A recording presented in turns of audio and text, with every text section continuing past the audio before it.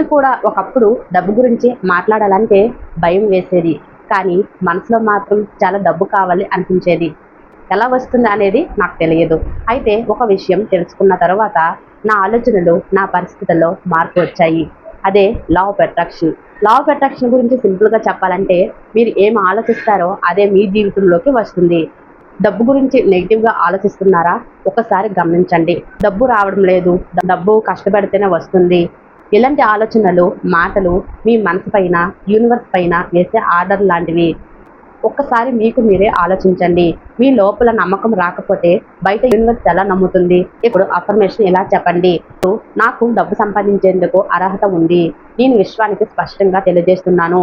నా ఆత్మవిశ్వాసం ద్వారా డబ్బు, సంపద, ధైర్యం, ధన ప్రవాహం అన్నీ నా వైపు వస్తున్నాయి.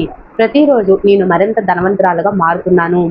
ఎస్, ఇలా మీకు నచ్చిన అఫర్మేషన్ ఏదైనా చెప్పవచ్చు. 21 డేస్ చేయండి. ఈ వీడియో మీకు నచ్చినట్లయితే లైక్ చేయండి, షేర్ చేయండి, సబ్స్క్రైబ్ చేయండి. Thank you.